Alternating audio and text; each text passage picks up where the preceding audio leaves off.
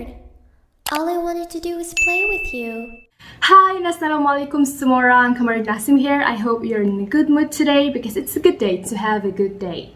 So guys, tak sangka video yang paling latest Kama upload tu rupa-rupanya akan ada part 2. So bagi korang yang datang sini tapi belum tengok lagi video part 1, korang boleh tengok dekat description box below. Kama dah letak link. So make sure korang tengok yang tu dulu. Habis satu episod, korang datang balik dekat video ni. Dan apa yang menarik yang membuatkan Kama tak sabar untuk cerita dengan korang tentang sambungan video dia, sebab kali ni guys, dia bagi video bukti. Video bukti, ya Allah, dan Kama tak berani nak buka lagi. Sumpah Kama tunggu nak react sama-sama dengan korang. So kita cerita dulu apa yang berlaku selepas kalau ni untuk korang yang dah tengok part 1, yang berlaku kepada Ayu ni, pemilik kisah sebenar ni. Kisah seram yang selama ni dia cerita tentang family dia, daripada arwah nenek dia, atuk dia yang pandai berubat, pandai mengubah orang, dan pakcik dia which is anak kepada atuk nenek dia. Dan last kali kisah yang dia cerita dekat part 1 tu adalah kisah dia yang dia mimpi lembaga datang dekat dia, tapi dia rasa benda tu real sangat. Bila dia pergi dapur pula, bila dia ceritakan benda tu dekat atuk dia dan pakcik dia, diorang berdua seakan-akan tahu tapi tak nak beritahu. So, ada sambungannya guys. Sebelum kita dengar kisah selanjutnya ni, apa kata kita baca doa dulu sama-sama, mohon perlindungan dari Allah dari gangguan-gangguan syaitan. A'udzubillahi minasyaitonirrajim. Bismillahirrahmanirrahim. Rabbi a'udzubika min hamazati syayatin wa a'udzubika rabbi an yahdurun. Wahai Tuhanku, aku berlindung kepadamu daripada bisikan-bisikan syaitan, dan aku berlindung juga kepadamu wahai Tuhanku daripada kedatangan mereka kepadaku. Amin ya rabbal alamin. Okay, so lepas dia mimpi macam tu, dia tanya dengan atuk dan pakcik dia. Atuk dengan pakcik dia tu memang tak nak cerita, jadi dia pun tak berani nak nak tanya lagi macam-macam kan, sebab waktu tu masih fresh lagi benda tu berlaku. Tapi lama kelamaan dah berlalu, dia jadi beranilah nak tanya balik. Dan waktu ni lah atuk dia dan pakcik dia bagi tahu perkara sebenar tentang malam yang dia rasa ada lembaga hitam yang datang dekat dia tu. Rupanya atuk dia cakap benda yang datang tu sebenarnya adalah benda yang dari rumah moyang dia tu. Korang ingat lagi kan kisah dekat rumah moyang dia ni yang diorang nak ambil gambar tiba-tiba nampak something tu? Rupanya memang orang-orang kampung pun sibuk perkatakan benda tu. Dan sepanjang tahun tu sebenarnya macam-macam gangguan berlaku dekat rumah kat kampung Kelantan tu. Bunyi ketuk-ketuk dekat atas bumbung. Yang paling dahsyat lagi, pernah dengar macam ada orang berjalan kaki dekat atas bumbung tu. Dan dengar macam ada orang tengah dodoikan bayi pun ada guys. Seram. Tapi atuk dia dengan pakcik dia tak ambil serius sangat, sebab diorang kan dah ada ilmu tu kan. So diorang just pagar je lah rumah tu. Lepas tu atuk Ayu ni bagi tahu yang sebenarnya benda tu dah start minat dengan Ayu ni. Tapi atuk dia pun tak tahu kenapa. Lepas daripada tu, pakcik dia dengan atuk dia pergilah ajak berubat. Sebab pakcik dia tu pun nak tahu sebenarnya kenapa pakcik dia selalu mimpi yang bukan-bukan. Okay, so untuk pengetahuan korang, waktu ni dah beberapa tahun berlalu selepas arwah nenek Ayu ni meninggal dunia. So atuk Ayu ni dia kahwin baru. So sekarang Ayu ni ada nenek tiri. Okay, belah nenek tiri Ayu ni lah ada seorang ustazah yang memang boleh merawat. Dia memang belajar ilmu-ilmu perubatan ni. Tapi menurut Ayu ni, ustazah ni lain daripada ustaz-ustaz yang dia pernah berubat. Sebab ustazah ni dia bukan sahaja belajar ilmu perubatan tu, tapi dia memang ada kebolehan istimewa dari segi sixth sense tu, yang boleh bercakap dengan makhluk tu, yang boleh nampak benda-benda tu. Sebab itulah, sebenarnya disebabkan keistimewaan itulah dia decide untuk jadi pengamal perubatan Islam. So diorang pun datanglah nenek tiri Ayu ni, atuk dia, pakcik dia, Ayu ni. So sampai di rumah ustazah tu, mula-mula sekali ustazah tu berubat pakcik dia dulu tahu. Nak selesaikan dulu kisah pakcik dia ni. So apa yang pakcik dia ni mimpi sebenarnya? Kan dulu pakcik dia mimpi pernah ada orang datang bagi tahu suruh pakcik dia ni belajar ilmu perubatan Islam ni kan, sebab benda ni melibatkan mak dia. Tapi mimpi tu last sekali sebelum arwah mak dia meninggal dunia, arwah nenek Ayuni ni. Lepas tu dah tak ada tau. Tiba-tiba lately ni mimpi macam tu datang balik, tapi kali ni lain. Dah tak ada dialog yang sama, cuma orang tu datang, dia ajarkan ayat, beberapa ayat dekat pakcik dia ni dalam mimpi. Ayat tu untuk perubatan Islam. Tapi pakcik dia tak hafal lah dalam mimpi tu. Bila dia terjaga pun memang pakcik dia tak hafal. So bila pakcik dia ni dah ceritakan semua dekat ustazah ni pun macam dia bisik dekat, I don't know lah kan, mungkin jin ke apa benda ke saka ke. Tapi macam ustazah ni dia macam ada benda yang kita tak boleh nampak yang membantu dia tahu waktu ni. Ni apa yang Ayuni cerita lah, berdasarkan apa yang Ayuni cerita. Ustazah tu macam dia bisik dekat sebelah, tapi diorang semua tak nampak pun. Dan lepas tu baru ustazah tu bagi tahu diorang semua pakcik dia ni jadi salah seorang yang mampu mengamalkan perubatan Islam yang diajar tu. Kira macam pakcik dia ni terpilih lah macam tu. Tapi pakcik dia ni 50-50 lah, sebab takut benda ni efek anak dia dan isteri dia. Diorang kan baru nak mencipta keluarga kan. Tapi memang betul pun belajar benda ni risiko dia tu lah. Dia akan ganggu balik tau. Dia bukan ganggu kita yang belajar ni je, dia ganggu seluruh keluarga. Tapi itulah orang kata apa, ujian lah. Semua benda yang kita buat semua ada risiko. So sampai situ je kisah pasal pakcik dia. Now turn Ayuni pula pergi berubat dengan ustazah tu. Waktu ni Ayuni cerita dia berdebar gila tau. Sebab ni first time dia tak, memang dalam keluarga dia ni memang banyak macam-macam kena kan, tapi Ayuni ni first time bagi dia diri dia sendiri yang kena. Sampai kan ustazah tanya dia tak dapat nak jawab sebab dia terlalu takut. Lepas tu pakcik dia lah yang ceritakan dekat ustazah apa yang berlaku. Lepas tu pakcik dia cakap sekali, dia ni selalu tangan sejuk, tapak tangan sejuk, tapak kaki sejuk walaupun tengah duduk bawah panas terik. Lepas tu ustazah tu pun tanya dia nama siapa, tinggal kat mana. Dan ustazah tu tanya, dekat sekolah terjadi macam tu juga ke? Sebab kadang-kadang kawan-kawan perempuan saya tegur saya. So ustazah kata ada benda yang berminat dengan Ayuni ni. So betul lah apa yang atuk dia cakap tu. Dia berminat sebab Ayuni ni ada aura yang kita tak faham lah, kita tak tahu kan. Ayuni ni pun dia tak faham. Dia kata macam dia ada vibes yang benda tu suka.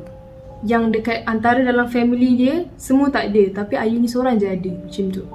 Dan ustazah tu dia tak adalah nak cerita detail. Mungkin kalau nak tahu kena belajar kot ilmu perubatan tu kan. Lepas tu yang pasal tapak kaki dia sejuk tiba-tiba dengan tapak tangan dia tu, ustazah tu tanya kenapa dekat sekolah. Sebab dia yang ada dekat sekolah tu cuba nak approach Ayuni. So ustazah tu kata biasanya kalau benda-benda yang berminat dengan manusia perempuan ni, dia jantan.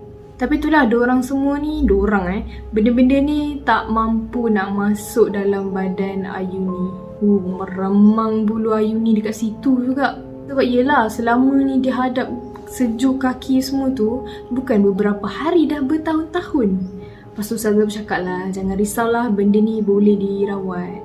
Lepas tu ustazah tu pun buatlah air tawar. Air tawar tu air yang ustazah tu dah baca dengan ayat-ayat Al-Quran lah. Ustazah tu cakap air ni untuk tutup tarikan tu, untuk tutup vibes atau aura dekat Ayuni.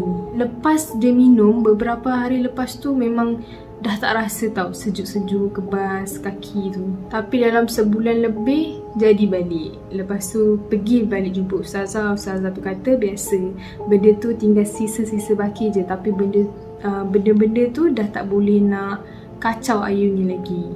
So itu kisah yang terjadi dekat Ayuni. Dan ada kisah yang baru sangat berlaku guys. Kisah ni berlaku tahun ni. Waktu tu nenek tiri dia ni pula sakit tau. Sakit dia tu tak adalah sakit yang serius, tapi sakit tu macam misteri, pelik. Waktu ni nenek tiri dia tu sakit bahagian peha. Peha dia tu macam sakit sangat sampai tak boleh nak bangun tau. Lepas tu atuk dia ni ingat kan sakit sebab urat je lah kan, dah tua. So mungkin saraf-saraf ke apa kan.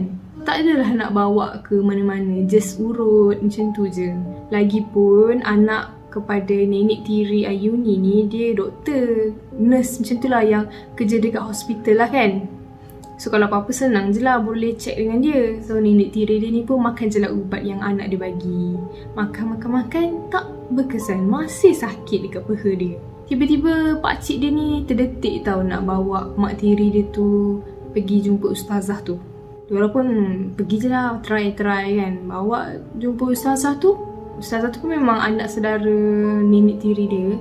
Bila pergi jumpa ustazah tu, korang tahu tak payah lama-lama, ustazah tu memang dah nampak benda tu tergantung dekat peha nenek tiri Ayuni.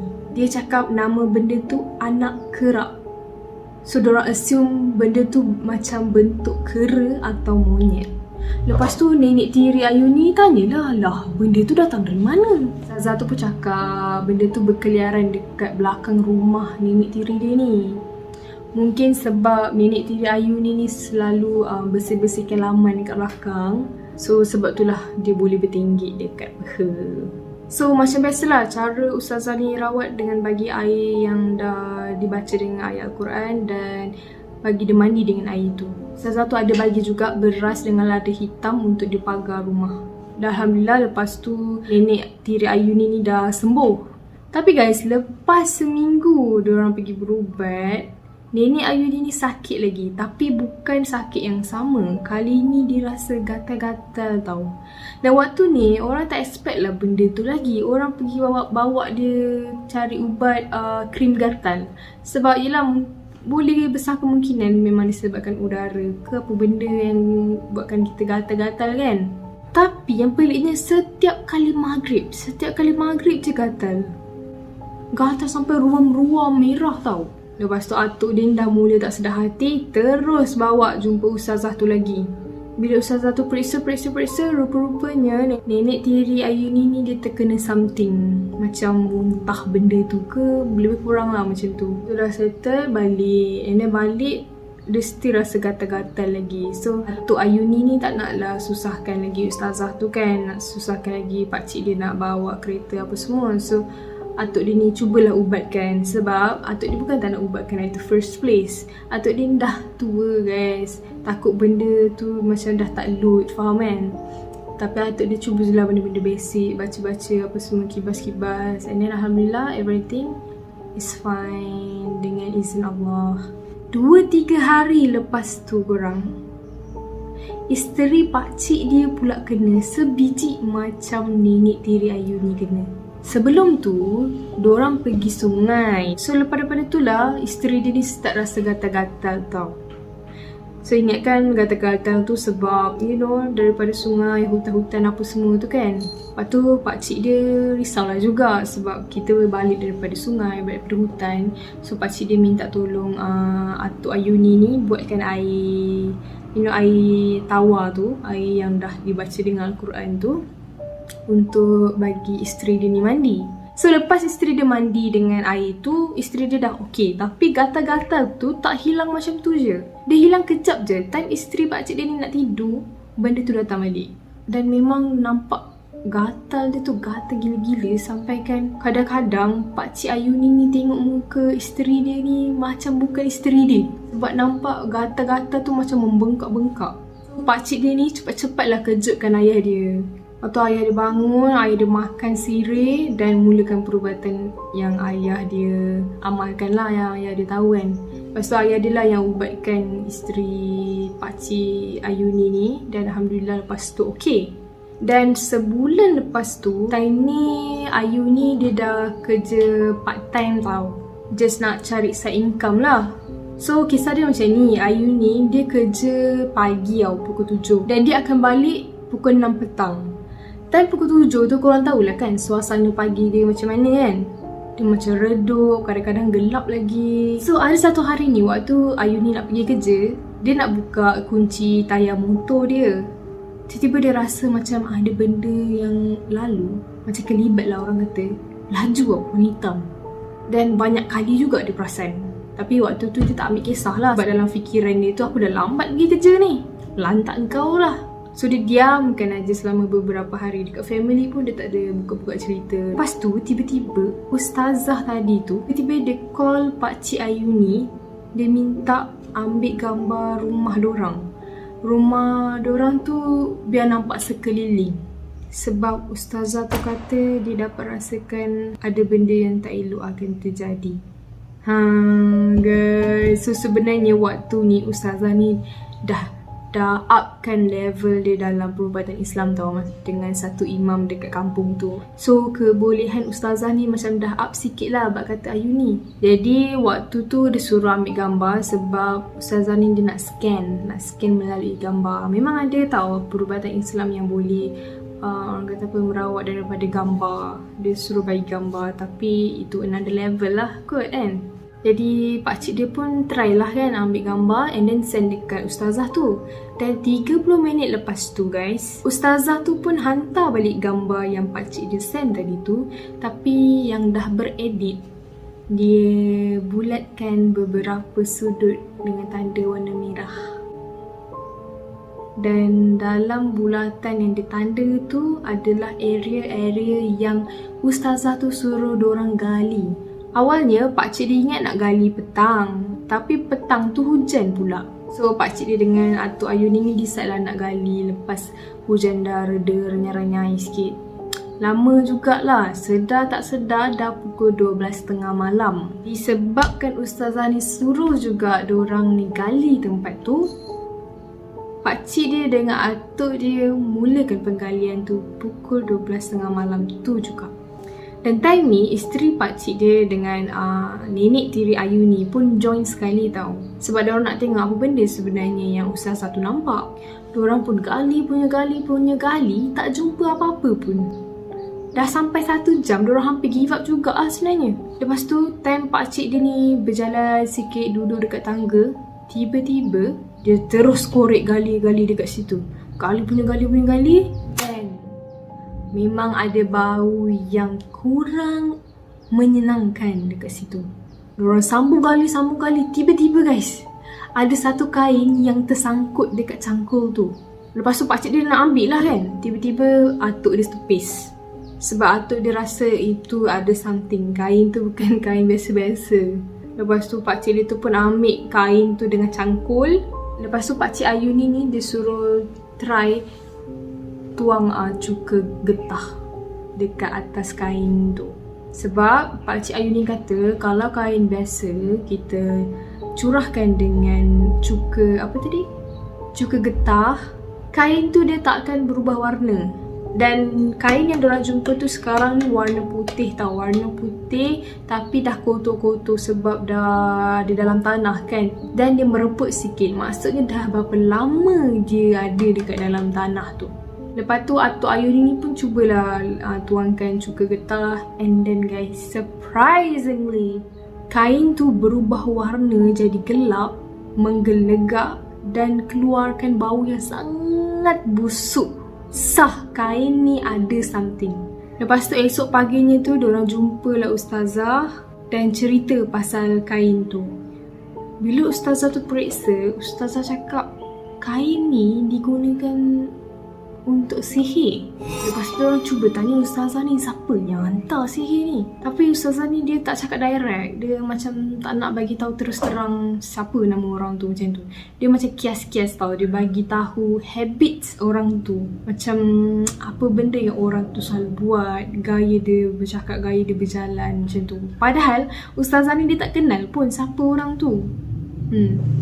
So masing-masing fikir siapa yang macam ni macam tu, dan diorang tak tahu. Ustazah pun diam sekejap. Lepas tu dia pun cakap benda tu ditanam sebelum arwah nenek Ayu ni meninggal dunia lagi. Jadi terbongkarlah dekat situ yang arwah nenek Ayu ni meninggal disebabkan sihir yang ditanam ni, yang masih tak dirungkai, tak dibuang. So time ni Pakcik Ayu ni dia teringatlah beberapa mimpi sebelum arwah mak dia meninggal dunia. Sebab kan arwah Nenek Ayu ni kan sebenarnya dah memang kena. Lepas tu diorang sempat berubat, tapi beberapa hari je lepas tu meninggal dunia. Dan beberapa hari tu memang Pakcik Ayu ni dia mimpi something. Dan ya, nak buat macam ni kan, ajal kan. So memang bergelinangan air mata terus lah Pakcik Ayu ni dekat situ bila teringat balik kan. Dia sedih sebab dia tak dapat nak selamatkan mak dia.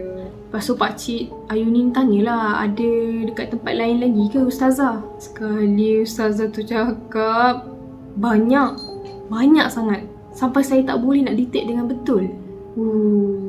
Yang mula-mula tu dia dapat detect sebab benda tu antara yang paling kuat, sihir yang paling kuat. Dan Ustazah tu cakap selain daripada sihir yang orang ni hantar, dia ada hantar pelesit juga. Pelesit tu pun dihantar sebelum arwah Nenek Ayu ni meninggal dunia. Masing-masing garuk kepala dah cuak lah dengan Ustazah cerita kan. Sebab diorang ni selalu juga duduk dekat luar kan. Orang kata pelesit ni macam menyerupai belalang kan. Kalau orang-orang main kat luar macam tu. So diorang tak faham lah apa benda lah orang yang menyihir ni nak cemburu sangat ke apa benda dengan keluarga diorang ni. Sebab nak katakan hidup mewah, tak. Ayu ni kata hidup dia tak mewah pun. Tapi hairan kenapa lah orang ni nak sangat dengki. Tapi yang pasal hantar pelesit ni, Ustazah ni bagi tahu nama orang tu terus. Dan sedihnya satu family kenal siapa orang tu. Dan Ustazah tu minta Pakcik Ayu ni sambung balik gali dekat yang dia dah bulatkan tu kan, sambung balik gali. Sebab Ustazah tu kata masih ada sesuatu dekat situ. Sebab semalam yang diorang jumpa tu, kain dengan barang tu dah terpisah. So diorang jumpa kain, diorang tak jumpa barang tu. Lepas tu dah beberapa hari berlalu, diorang macam berbual-bual macam tu. Dan Pakcik Ayu ni tengoklah balik video yang Kamal kata ada rakaman video tu kan. Diorang tengok video tu balik. Video tu diorang post dekat TikTok. Kamu tak perasan lah pula kan, kamu pun tak ada TikTok. Dan banyak antara viewers yang tengok video tu ada sixth sense. Dan dia komen yang diorang nampak macam-macam benda ada dalam video tu. So waktu pakcik dia ni baca komen, pakcik dia terkejut lah kan. Sebab rasanya video tu just video gali-gali tanah je. Lepas tu pakcik dia tengok balik dengan teliti. Rupanya ada dalam video tu memang ada pocong yang tengah terbaring dekat tanah tu. Lepas tu bila semua orang yang ada malam diorang menggali tu tengok balik, semua terkejut sebab waktu diorang gali tu memang tak perasan. Korang bayangkan tengah-tengah malam, lampu yang ada tu hanya lampu torchlight belakang handphone tu je. So kita memang tak perasan benda-benda yang kat sekeliling ke, walaupun benda tu dekat dengan kita. Dia tak lama lepas tu makcik saudara dia datang. Makcik saudara dia ni kakak kepada Pakcik Ayu ni. Kakak dia ni datang sebab nak tolong adik dia. Dan kakak dia ni pun boleh berubat sebab Ayu ni kata dia macam ada pendamping something. Tak tahulah pendamping ke saka ke, tak tahulah kan. Tapi dia macam berkomunikasi dengan benda tu. Yang Ayu ni tahu benda ni selalu je tolong makcik saudara dia. So malam tu diorang nak pergi gali lagi macam apa yang Ustazah tu suruh. So makcik saudara dia ni join sekali lah. Tapi kali ni start awal, tak malam juga tapi bukan 12:30 malam. So diorang macam tak tahu nak cari apa dekat situ. Yang ada cuma tanah. Tapi Ustazah tu kata benda tu macam serbuk besi. So faham je lah benda tu mesti kecil, halus, yang susah kita nak nampak kan. Sekali mak saudara ni cakap, cuba kutip batu-batu dalam tanah tu. Diorang pun kutip lah, ada lah tapi tak banyak lah. Lepas tu makcik saudara dia ni pun cuci batu-batu tu.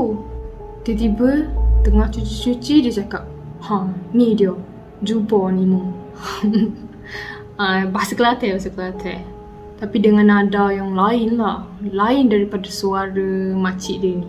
Rupanya guys, time tu bukan makcik saudara dia dah ada benda lain yang masuk. Semua orang tak perasan. Rupanya benda tu benda yang macam Ayu ni cakap tadi, benda yang memang selalu tolong makcik saudara dia ni. Lepas tu, batu yang makcik saudara dia ni basuh tadi tu, dia masukkan dalam mulut dia macam makan gula-gula. Diorang semua memang dah tak terkata apa-apa dah time tu. Lepas tu ada orang kat situ tanya, benda tu rasa kau? Apa maksud dia ni sekejap? Maksudnya macam apa benda, apa rasa dia? Benda tu rasa kau. Pokoknya kayak gitulah guys. Lepas tu benda tu terus naik angin. Dia marah, dia terus tengking siapa yang tanya tadi tu. Lepas tu benda tu jawab, lidah aku ni bukan macam lidah korang. Kalau aku jilat pipi kau ni, mau koyak je pipi kau tu. Kau nak rasa ke? Oi, gila takut. Lepas tu orang yang tanya tu diam je tau. Kiranya macam jin tadi tu yang masuk dalam badan makcik saudara Ayuni ni sebenarnya dah makan benda tu. Benda tu terperangkap dalam batu tu. So dia dah gone. So malam tu nak dekat pukul 12 juga baru diorang balik. Diorang pun balik, rehat-rehat semua. Dan malam tu juga diorang ada jumpa kain putih. Mak saudara dia ni memang berani. Dia cakap, cuba ambil kain putih tu letak dekat sarang burung. Dia adalah burung dekat dalam rumah tu yang pakcik saudara dia ni bela. Letak je dalam sarang tu, burung-burung dalam tu tiba-tiba semua senyap dan berundur dekat satu sudut. Sebab Ayuni kata burung-burung kat rumah dia ni memang bising gila. Dia pagi sampai malam. Tapi letak je kain putih tu, semua diam dan diorang macam reverse ke belakang. So time tengah borak-borak tu, tiba-tiba makcik saudara cakap, try tengok belakang tu. Benda tu tengok kita lah tu. Sebab kita gali barang dia. Rambut panjang, baju putih, taring panjang, duk tenung je kat kau tu. Mesti tuan dia hantar tu. Wow, Astaghfirullahaladzim, aku bercerita dia pun meremang tu. Masa ni korang bayangkanlah betapa cuaknya diorang kat situ kan. Kemudian mak saudara kata benda tu dah berundur. Dia bukan balik tau, dia just berundur. So sampai situ je lah kisah yang bagi Aung ni sangat berat, yang dia rasa ekstrim berlaku dalam hidup dia. And buat pengetahuan korang, masih je lagi ada barang-barang sihir tu dekat kawasan situ. Dan masih je lagi ada pelisit-pelisit tu. Tapi gangguan yang dia terima tu biasa-biasa. Guys, so kamu nak sangat tengok video tu. Dia kata video tu video yang diorang gali pukul 12.30 malam tu. Yang for first kali tu, for first yang diorang tenang. Video ni lah kan. Video ni lah yang diorang share dekat TikTok. Lepas tu diorang ternampak ada pocong tengah terbaring dekat situ. Tapi diorang tak perasan. Sampailah diorang post dan diorang tengok 2 kali baru perasan. Takutlah nak tengok. Sebab dia macam real. Orang tengok ni. Alah. Tak nampak pula. Jomlah kita tengok. Bismillahirrahmanirrahim. Kain yang kami jumpa. Ya Allah. Reput tu. Memang dah reput. Nampak kain tu dalam ni.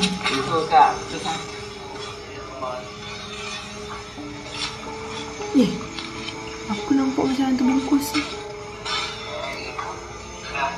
Allah. Tengok ni sekali. Bapak seram siut. Oh my god. Tapi memang jelas tau. Memang jelas nampak. Cuma Otoki dah datang. Memang jelas nampak bungkus tu. Tapi dia kena tengok 2-3 kali. Maksudnya macam kalau kamu pun yang tukar rekod tu pun, kamu tak akan perasan kot. Tak mungkin edit guys. Tak mungkin edit. Guys, so cukuplah sampai di situ saja video kita kali ni. Kamu tahu ramai sangat yang dah tertunggu-tunggu, menanti-nantikan bilakah sambungan episod kawan serumit dengan kawan yang ada saka tu. Sorry sangat-sangat guys, tapi email dia hilang. Bukan hilang, email orang tu kamu dah tak boleh nak tanya. Kamu tak boleh nak email dia. Sebab tak tahulah, kamu rasa dia guna email business. So kamu harap nak contact dia pun Kama tak tahu sebab dalam tu dia tak bagi tahu apa-apa detail. So Kama harap pemilik kisah tu bolehlah kalau tengok video ni tolong email Kama balik sebab Kama tak boleh nak response to your email because dia kata email tu rosak ataupun terlalu banyak inbox yang masuk ke macam mana dah. Kama nak cari balik pun dah tak jumpa sebab dah terlalu banyak dalam email Kama. So Kama dah tak ingat dah nama apa. But I'll try my best to find it, okay? So Kama rasa itu sajalah video kali ni. Kalau korang rindu AutoCAD, AutoCAD dah besar. AutoCAD dah besar dah dia. Ya Allah, kerja dia makan, tidur, makan, tidur. Tidur, makan. Tidur, makan. Bila nak cari duit ni? Ha? Carilah duit. Beli makanan sendiri. Amboi. Okay lah, itu saja video untuk kali ni. Thank you untuk korang yang dah tengok video ni sampai habis. For those who are new to my channel, don't forget to hit the subscribe button below and turn on the notification bell so that you will not miss any video that I post. See you in my next video. Bye!